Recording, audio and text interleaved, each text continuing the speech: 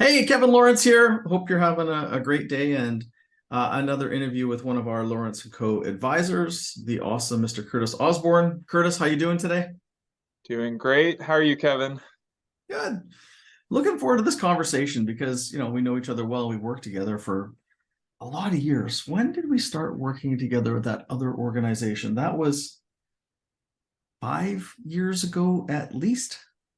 Yeah, it was it was more than that. It was probably about 6 years ago, and then Yep, even before that, in my first role, we had some interaction because we did.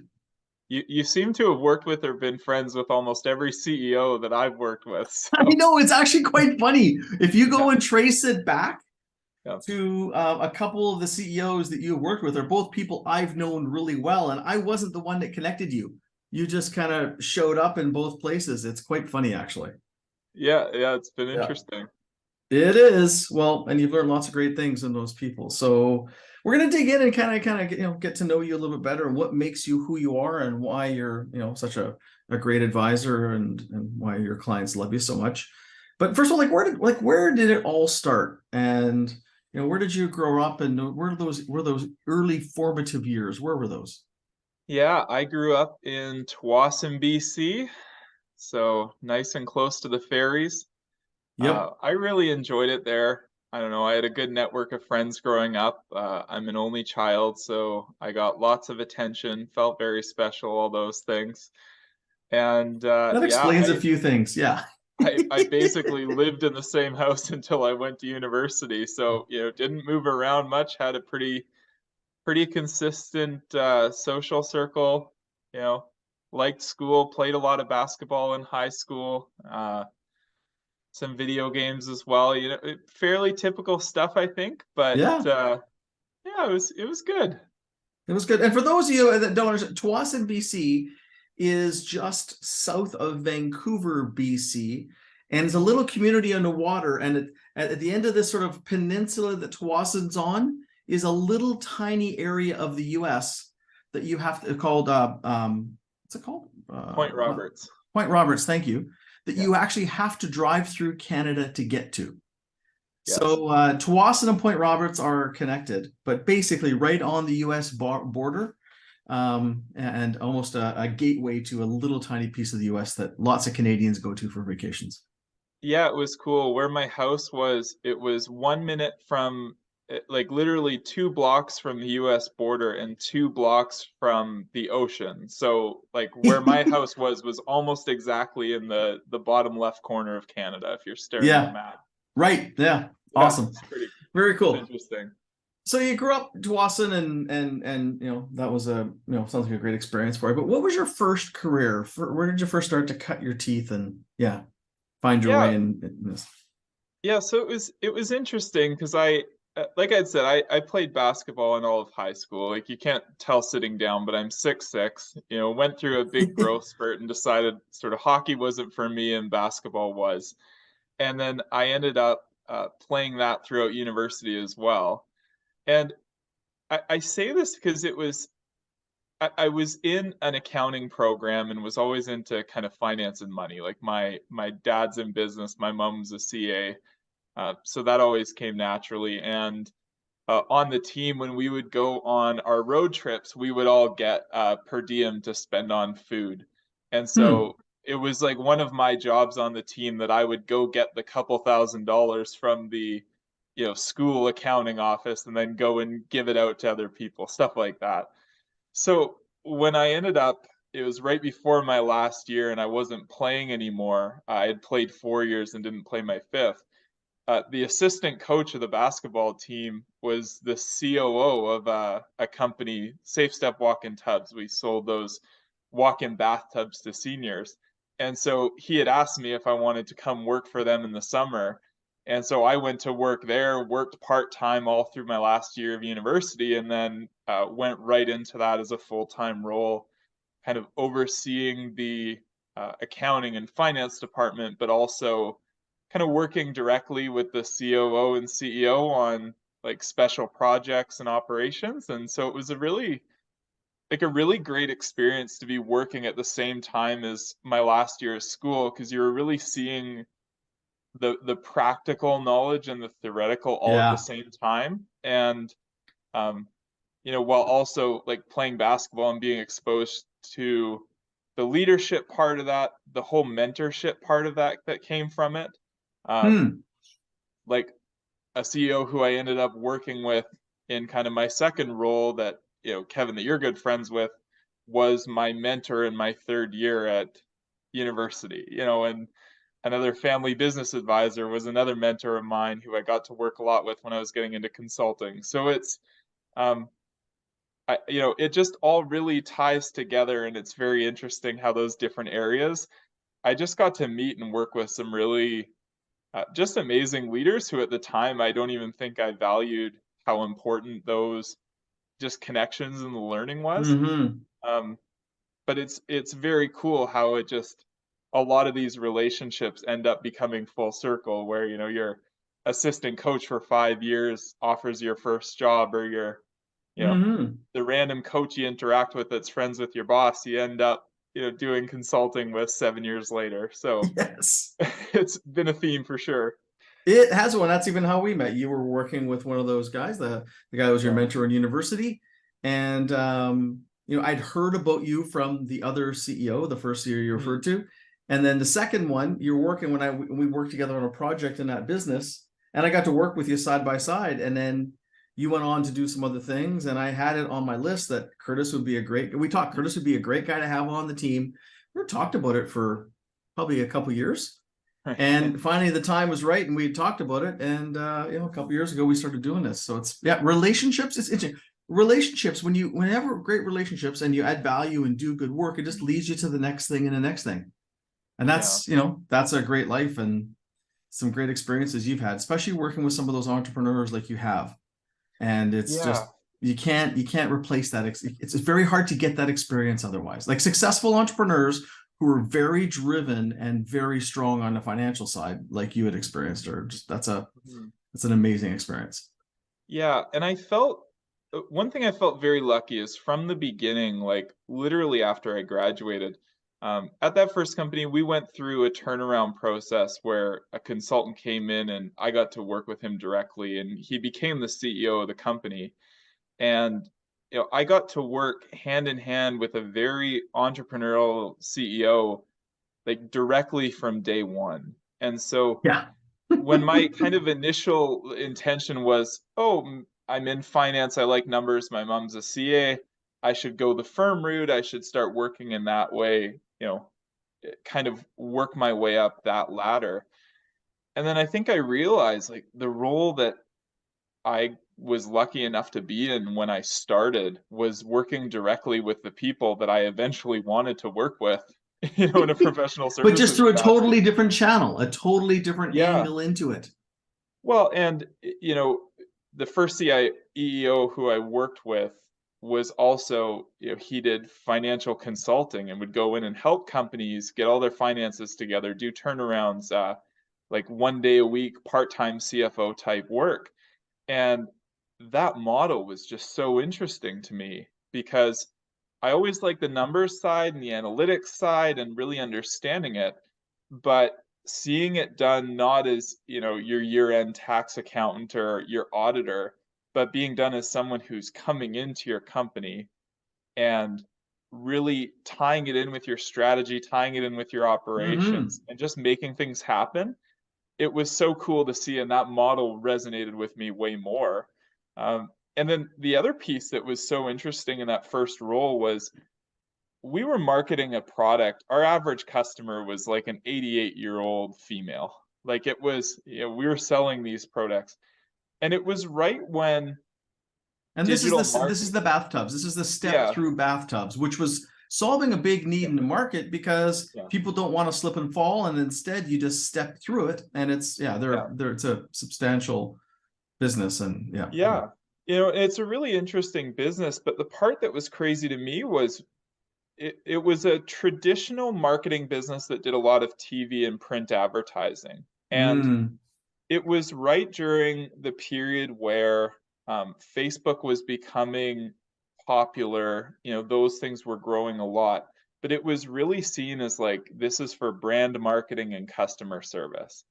And, Ah, without sharing too many specifics, the direct advertising to these people on these channels, pay per click, paid ads on Google, Facebook, it became the vast majority of our marketing spend.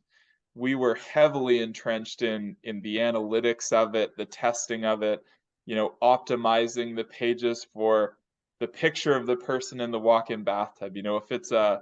If it's an older female instead of an older male, 4 times the amount of people click on it. And if the page is blue instead of orange, we get all this. So it was just such an interesting experience.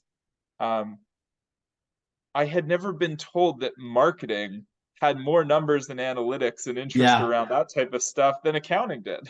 I Well, just like didn't they're know. right, and that's a great platform in terms of that's truly what smart business people do Hmm. is A/B test, constantly testing different things to figure out what works Yeah. versus, well, I know, and I mean, obviously instincts and that are helpful, but backed up with data. And when the data, as you know, crosses in with the strategy and the other stuff, then not only is it interesting, but good things happen. And, it was fascinating, and this is something I still take with me all the time, was we would be in these boardroom conversations, and at first you get these endless debates, if anyone can resonate, where I think the ad should be this color, I think it should be Yeah. this color, I think we should do this, I think we should do that, and you waste all this time debating. Then the second thing that happens is you get all the data people in the room who are these like cold calculated people like me that are, well, this is what the analytics say and blah blah blah, and completely ignore the creativity and intuition and business sense and experience that happens. But so there was this magical merger of these two groups in our boardroom. Like it was a real culture shift where the experienced creative people in the room would come up with these awesome ideas. And instead of debating it endlessly, we would go, well, we have the tools to try it.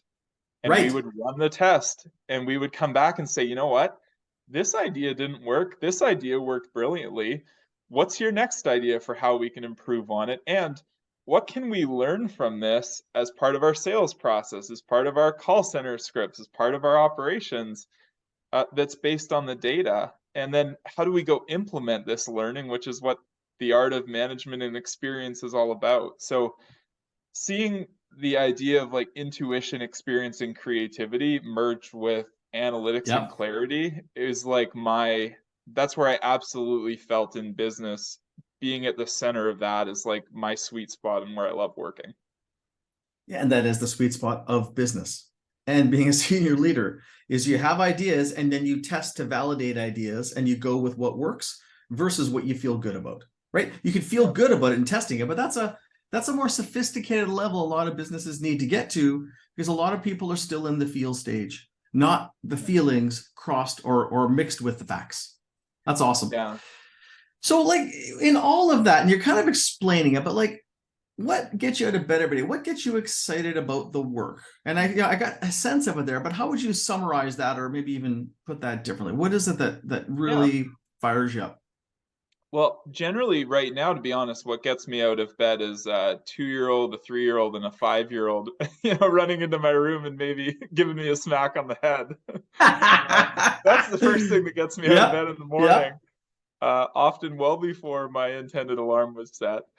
But yeah, there's two things for me that kind of make the magic and get me really excited about what I do. The clients that I work with, first and foremost, are just awesome. Like, I was literally asked a question this morning, you know, like, is there anyone you work with? Is there anyone that's draining energy or anyone that if you could choose you wouldn't work with? Like, there's just not, you know? we have amazing companies that we work with. Hey, Yeah. Well, and I'm not just saying that. no, I I know. wouldn't say it if it wasn't true, but every one of them is really unique. And I have found, I guess, my passion working with entrepreneurs is it's fascinating.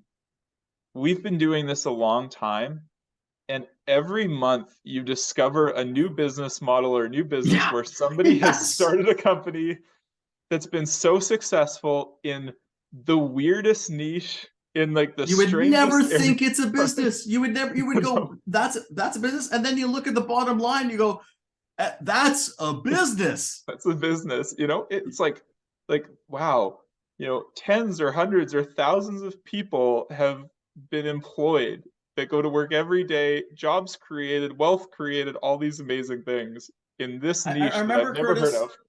I remember as a kid when I was always, entrepreneurial, and someone would say, there was somewhere in a movie or a show, and there was this wildly successful person. I asked them what they did, and they pulled the little umbrella out of a tropical drink and said, "We make these."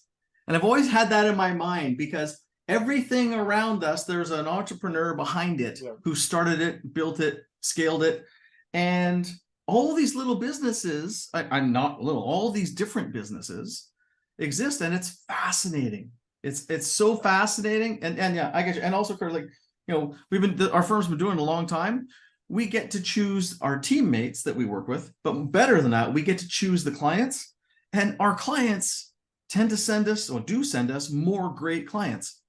And then it becomes a virtuous circle where, continually great people bring you great people, and which brings you more great people, which then brings you more great people. And then the advisors, all of our team wants to be a part of it because it's work, but we get to choose awesome people to work with. And yeah, I get you. That's why I get excited about it too. And I try to explain it to people, and people are like, yeah, sure. Like, I like, no. And I could go on and rave about these different, leaders and companies that we work with that we love working with, which, we still work damn hard, but you, at least when you're doing it with people that you like and respect and want to work with, it's way more rewarding, and you do better Yeah. work. Oh, for sure. And you know, the other piece of this for me is I just find at the end of the day, what I really love doing is, you know, helping these um, you know, entrepreneur-led businesses who, regardless of what stage they're at, literally from, you know, we're starting this out to we have a really established business to we're passing it down second, third generation. You know, I love all of that. But what I find is that the problems and challenges that come up in these different circumstances, they're really they're really all encompassing. And so I think one thing I enjoy being someone who I've always felt more a generalist than just a specialist in one area, like which is why going down kind of the CA accounting firm route didn't resonate is there's all these different pieces you learn as your degree in HR Yep. or accounting or operations or you know whatever.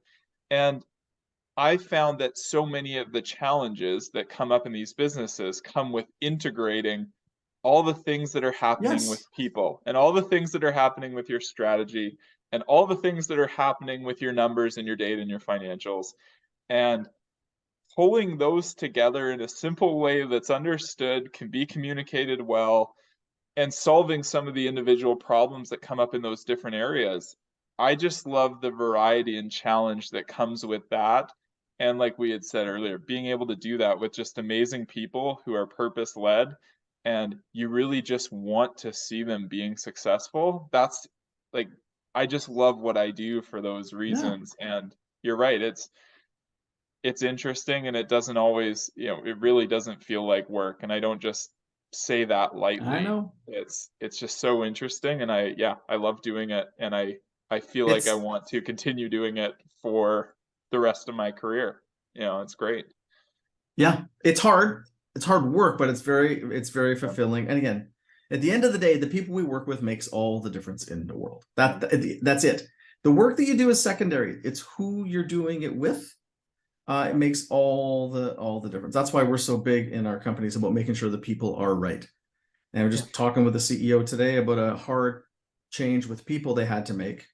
And then they noticed that even though there's one less person in the company, everything got easier because it's Yeah. right people, right people, right people. Cool. So speaking of people, who has had the biggest influence on your leadership? Right? You have lots of different ones Yeah. and you've shared a few already, but the single biggest impact on your leadership. Hmm. Yeah, that's if I think about just my leadership style, that's a really interesting one because the answer that's a bit of a cop out is all of them. But Yeah, that's a cop out. you I'm know, not gonna. No, come on, you can do no, but better you than know that. what? No, but here's the thing is every leader that I've gotten the chance to work with has taught me things about myself, about what do I see as good leadership? what do I see as leadership that I don't want to emulate? What situations do these styles work with? But ultimately, like, what is the best leadership style for me and how I'm wired to be most effective? So there's certain pieces of it that have been really big. So one of the first ones was my high school basketball coach. Hmm. Um, I walked through the hallways and I was, a 6'4" grade 9 student at the time. And as the second tallest kid in the school, the high school basketball coach, naturally came and found me and said, Hey, yeah. hey, do you want to play basketball? And I didn't really ever play. And he worked with me one on one after school from 3 to 5 o'clock every day over the spring of my grade 9 year and the Really? entire fall of my grade 10 year, just working with me directly one on one. And I went from like barely having played basketball to like I was playing on Team BC and like, doing well in high school and then went on with a scholarship to play. And I look at that and go, a Jeez. leader that's that dedicated and cares that much and is literally doing it, for free, like in his volunteer time, putting that kind of effort and investment into your life. I mean, you don't really forget that kind of thing, right? And you go, So what wow. did you learn from him? What did you learn from him? What was it? What he did was great, but what was it that you picked up from that? Well, he was the kind of person that deeply cared about going above and beyond for the people he led. And Mm, he like it mattered to him enough to invest his time and energy into making that happen. And so, I've been in environments where it's felt like the people on the team were replaceable. And sometimes in business that can happen where you say, well, interesting. if you don't work out, I can just hire your replacement tomorrow. But I think when we find really good Mm, people who are really great culture fits, it's almost the opposite that's true. Whereas a leader, if you can communicate, you are so important to this, I'm going to invest a lot of time and effort and resources in your development and making you the best you can be. got it. I mean, It's those are the interesting. people I that had one of stay. those too. I never thought about it that way, but I had one of those too. The leader I had when I first joined in advertising. One of the best leaders I ever worked for before I started doing this. And his name was Warren Morgan. He was amazing. And he invested in me nonstop, whatever I needed. Like, and his investment in me, his belief in me was greater than my own, Yeah, which pulled me to another height, or he lifted me to another level. yeah, And I had to do the work, and I did do the work, but his investment and his commitment to me was incredible. And yeah, you're right. And it did not yeah, feel like I was replaceable. It felt like you're going to succeed, or you're going to succeed, or you're going to succeed. Is that yeah. kind of, is that, yeah. Yeah, totally. And then, another piece of it that was really important was that CEO in the first role at the walk-in tub company. I think what he really taught me was how to how to really execute and get things done. And it was kind of the opposite, the diligence and the dedication and the focus and just the discipline that you needed to be really effective. And so it's like when I think about those different styles and I think about the results that we got and how we drove things, he made a comment to me once because I was coming out of school more strategic. I liked being the ideas person. And he said, if you don't learn to execute, you're going to do nothing in your career. Good That's advice. basically how he said it. Yeah. I'm like, yeah, you know what? He was right. And learning the balance between, a lot of consultants are associated with, oh, you just come in, you have these, ideas, and then you leave. I think what Doesn't has work. really resonated, yeah, like what resonates with, I don't know, the process of how we do things is it's about getting things done over and over and over again and continuing to drive and push forward. And so I think if you have this really great focus on people and no discipline and execution, you end up with a very fluffy culture where we're Yep. family and we tolerate bad performance and we tolerate, people who aren't great coming into our company that could be great somewhere else, but aren't with us. And that's not great. And then you get this other side that's almost a military-like culture that's so cutthroat that says if you don't Yep. perform, you're out. We're not investing in our people. You're replaceable. And you might drive short-term results or get there, but you're never going to build that long-term keeping great people and building No, towards stuff. And so, yeah, go ahead. Yeah, love yeah, it. it reminds me of kind of the Collins level 5 leadership of this, like, Yes. intense discipline, determination, and deep personal humility, and like the professional will.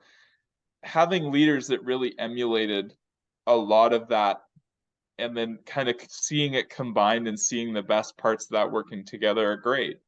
Um, and the last person, like, not sucking up, but Kevin, like, being able to work with you has been one of the things I think you do great, and I am sure it happens in the boardrooms you operate in, is being able to create this, like, almost sibling-like culture in the boardroom sometimes, where you can debate and fight it out and have really strong opinions and be really dedicated to it, but at the end of the day, leave aligned and united, and be okay with calling people out, or be okay with disagreeing, and creating that conflict, but in a way that really serves the company and works well together. Because I've been in environments where the boardroom meetings were very pleasant, and then all the Oh gosh. conversations afterwards were not, you know, or Sometimes it might didn't. be nice to have because we have pretty intense meetings, but you're right. I never thought about it as a sibling-like culture. Yeah, But it is because it comes from that humility. I yeah, know that I or others on a team all have good ideas, but we want great ideas that we execute well. But yeah. that I love debates, and I come from a family where we would have hearty debates Mhm. and get upset with each other, and I credit my mom for it. And then we would all laugh and give each other a hug. I remember one time when I was probably, I don't know how, I was young, and my mom was really mad at me, disciplined. And back in the day, she would smack me with a wooden spoon. And she's trying to smack me with a wooden spoon, and she broke it. She smacked me on the butt so hard. And then we both start bursting into laughter. So, we don't hit people in our meetings, but does the idea of healthy debate Yeah, and sometimes ferocious, and then still love each other and give each other a hug afterwards.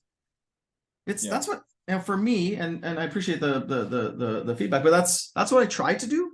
And sometimes it's a little much, but we get it's like you get, if you believe in the collective intelligence of the group, like, you mhm. can't help but do that. Yeah, and we really, in the education we do in coaching, especially with emerging leaders, but even with executives, there's always this tension. Sometimes when there's not trust in the group, you get no Yes. conflict. Like, it's the Yes. Lencioni 5 dysfunctions concept, that Yep. the deep trust is what allows you to have productive conflict. And it's Yes. amazing how many emerging leaders are afraid of it, whether it's due to, like, personal confidence with it, or just they don't want to stir the pot. And having difficult conversations, it doesn't happen as well. But when there's just this deep trust, it's very great to see, both as like a leader and person being led, or at a company level, the ability to trust each other so much that you can give honest feedback. You can both know that it's coming from a place of wanting to be better, and Mm-hmm. it starts feeling a lot like the environment on championship basketball teams that I've played Right. on.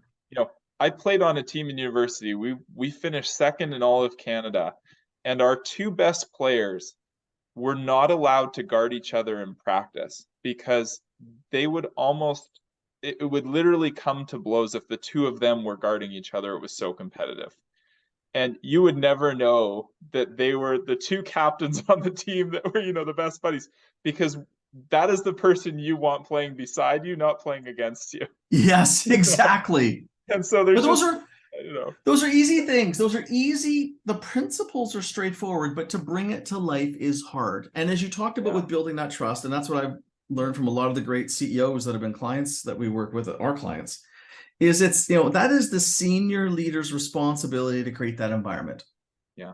And you've seen that play out, and Mhm. but that is hard, because, and when you don't have that, it's more difficult to get the right things done. But to create that environment. And one of the things I've seen in our work, and you do the same thing as lots of our team does as well, is to creating the space in the room to have the conversations that need to happen, to have the tough conversations, to make the tough decisions, and then align and move ahead. And as you said, if you don't have the real conversation in the room, it happens in the hallway, and then people undermine the plans.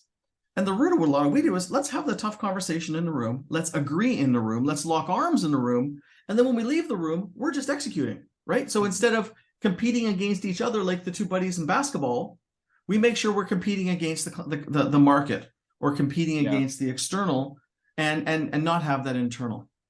It's awesome. Yeah. It's great. It's great. You can just tell how much fun you have doing. I know you and I work together all the time. You and I work on firm stuff, and we work on client stuff. So it's fun doing this because we don't zoom out and talk about it so much. We're in the middle of it, doing it. So in the end, and you touched on this, how would you describe the work that you do? Like in simple, like a 2 sentence. I know 2 sentences are hard for you, Kurtis. Like a 2 sentence summary. You got so much excitement about with 2 sentence summary. 2 sentence summary. Yeah. I mean, I love helping entrepreneurs and leaders navigate all the crazy opportunities and challenges that come from growing a company. And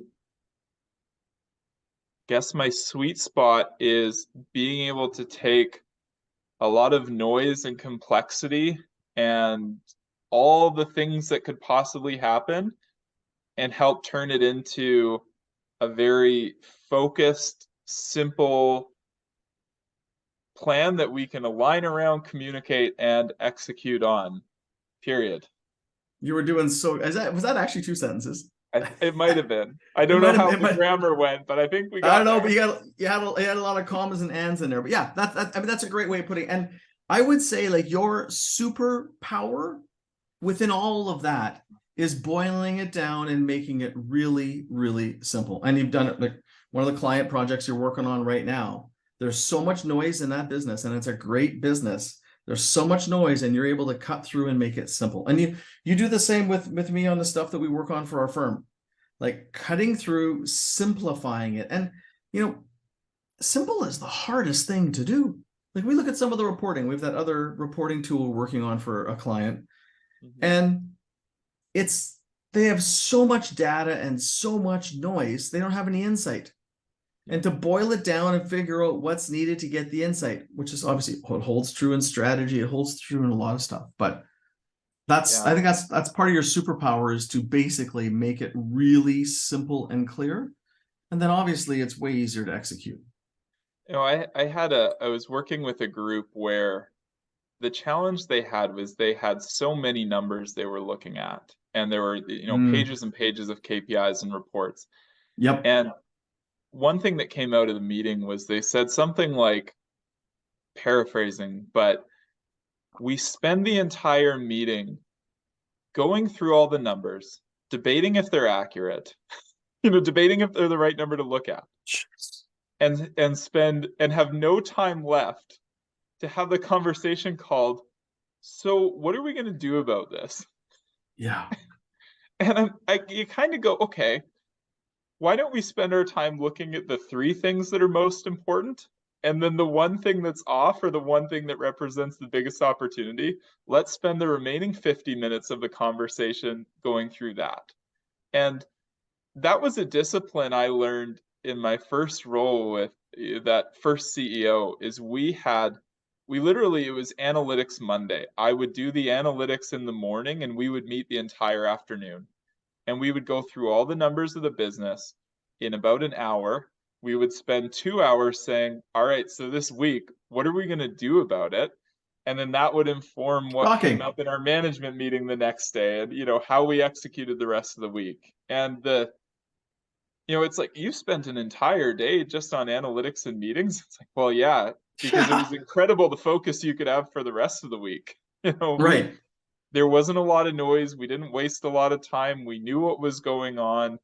The leading indicators that said things were off or on, we could get right on things before they blew up into massive issues. and we could keep pushing resources into things that were going well. Because we see it all the time. We have these great ideas.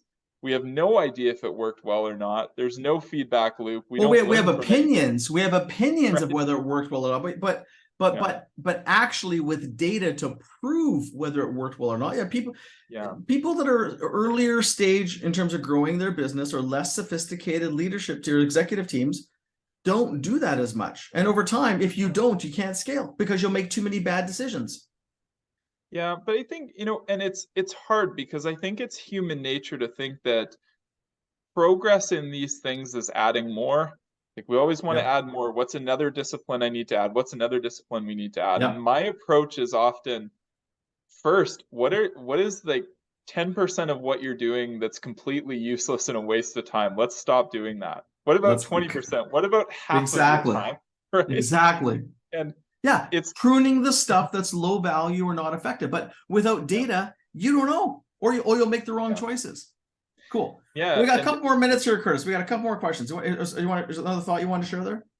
no, all good. I could talk forever. You know that. I know we're both really good at that. That's there's no lack of thoughts on this. And so let's go to tools. Mhm. So, we work with a whole suite of tools with clients. What are the top one, maybe two tools that you see have an impact on Yeah. the clients that you work with? Yeah, so for me on the people side, the tool that I love the most is the DISC framework. And we use Mm-hmm. that in our coaching. It's a foundational part of leadership education, and almost all of our team building facilitation is based around DISC. Yep. And what I love about DISC is it does a good enough job describing people's, do's and don'ts and tendencies, but in a format that you can actually remember and Yeah. understand and is really recognizable. Yep. And it's not that we try to code people or categorize them or manipulate them. At the end of the day, what we realize in leadership is different people want to be communicated with in a different way than us. And Yes. when we're dealing with our opposite types, most often the most challenging interactions and relationships we have are because we're almost literally speaking a different language with someone Yeah. who wants something almost opposite to what we need. And as you get to even, the CEOs that we work with, we use that as a tool to say, this is where you need to flex this up and down. This is Yeah. where you need to adapt. This is how you have to communicate. And This is why they're driving you crazy, or this is yeah, why you're driving them crazy because it's oil and water, but you don't see it. And yeah, when you understand, I've been using DISC. I almost got yeah, fired from my job 35 years ago because of not understanding it. And I've been a fan ever yeah, since. So DISC for people. Okay. Second one. yeah. And then in terms of like alignment and execution, a really good, well-run weekly meeting to me is one of the most powerful things any company can do to either move a project forward, create alignment as an executive team, a department, whatever it is.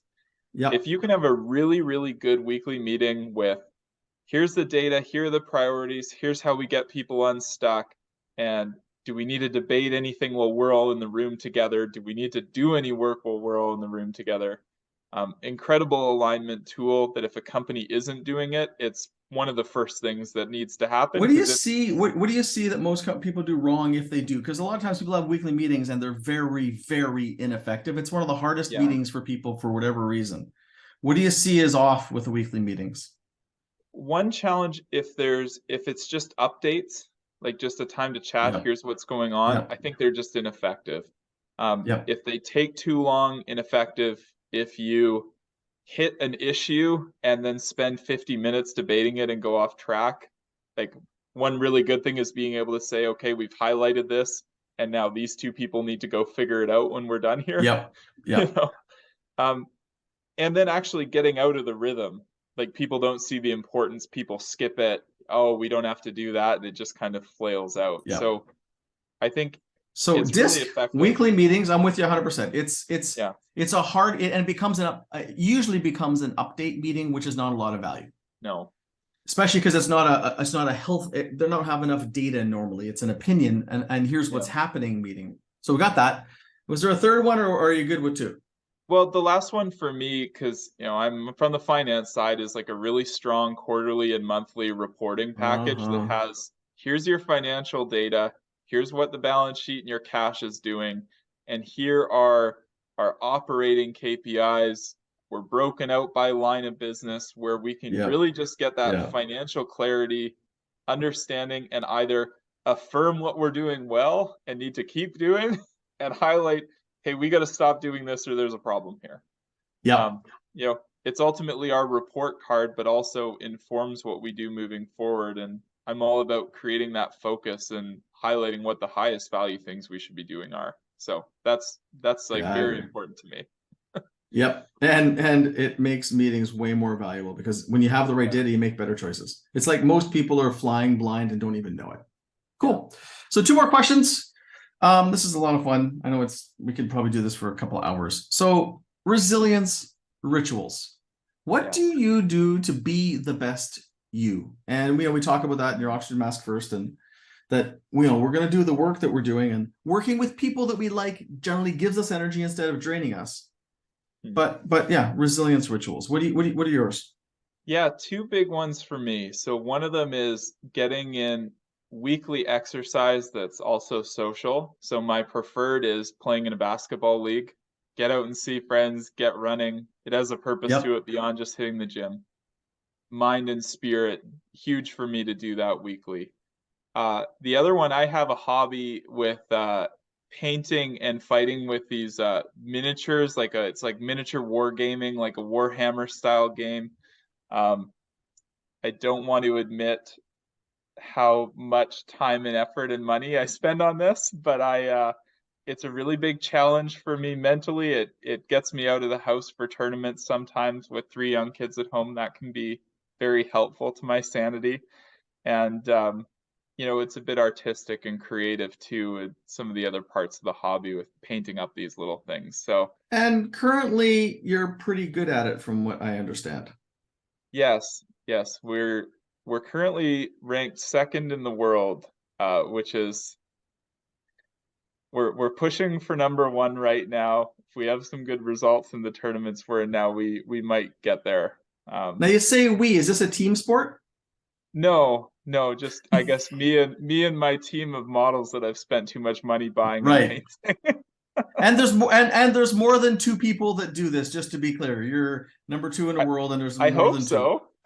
How It many seems people do that this, way. by the way? I've never asked you. How many people, like, I get that this is a fairly big thing. Well, this would be in the tens of thousands, and the hobby as a whole probably hundreds of thousands, I Right. would Yeah. guess. Yeah, this is serious. Awesome. Cool. It's like chess and painting and creativity put together. Yeah, in university, I was ranked third in the world in a different board game that we were on. I was on Team Canada for it. So this For has been board games. it was so I've We've all always got been a like we've fan all of got these games. different things. We all, yeah, right, and you love it. And we all have different things that we do. And again, at the end of the day, it works. Everyone's got Yeah. theirs, and the thing is to honor it and do it. Cool. So finally, Hmm. you've received a lot of advice from a lot of great people and leaders, and maybe in your competitive hobbies as well. But what is the single most impactful or best advice you've ever been given, and that you will make sure you say probably to your kids again and again and again? Yeah. I've received a lot. The best one I've ever got was from a professor in university talking about leadership. He said, leadership has nothing to do with what you do and is 100% who you are. Oh, And it's really interesting because when we think about leadership, it's so much about doing. What do I need to do? What kind of meetings do I need to have? What are the habits I need to build? All this stuff. And at the end of the day, almost all of leadership is, who are you as a person? How do you show up? What is your nature with people? What is your purpose? yeah. All these things. What do you value? And can you show up day in and day out, and when things get hard and things get tough, still live those values and that purpose and keep a level head and all those things? And so, It That makes a lot of sense. yeah, It ties into Jim Collins and a level 5 leadership. I mean, yeah, great people that in leadership in business are very driven and very humble. right? Yeah, The and insecure, egotistical ones, and we all have egos, but the ones where the egos get in the way don't go very far. Or if they do, they don't have a highly engaged, loyal team behind them. yeah. So It's at the end of the interesting. day, for me, you want to be a better leader, be a better person, right? Work on yourself and I have love that, always Curtis, take because success. it's almost like in communication, it's not what you say, it's how you say it. And I think about Warren, my mentor in the early days. And the guy was an amazing human being. Like I respected him from a lot of different perspectives. And we're just talking to one of the CEOs we work with, and their flywheel is spooling up, and people around the world are showing up and wanting a part. That's a health tech company of their technology, and it's going Mhm. incredibly well. And I was talking to the CEO today. I go, why are so many amazing things happening with incredible, incredible people around the world who want to be a part of it and want to help you? And he's going on and on and on. I go, well, maybe there's a little bit that's about you. Because you're a great guy with great values, great intention, trying to doing good things, and people want to be a part of it. Yeah. That's a great one, Curtis. And that's a yeah, totally fits and very powerful. So you want to be a better leader, be a better person. It's interesting, Mhm. actually. And last thing, in Oxygen Mask First, I talk about how everyone, as they scale as a leader, needs 20, 30 hours of therapy. And that's really becoming a better person by, unbundling all the knots tied up in your system from some of the hard experiences you've had in your life. And if you don't kind of clear out some of that baggage, you drag it around with you, and it's hard to show up well because your bags are dragging behind you. Yeah. That's awesome. Good stuff, Curtis. Well, I say it's an absolute pleasure working with you. I love the work that we do together in a firm and how you work in a team, and hearing more of your backstory and hearing your passion and enthusiasm about it. We probably should have set aside 2 hours for this one, Yeah. but it was awesome. It's an honor to work with you. Thank you for taking the time to share all this stuff with us today. Yes, thank you. It was great.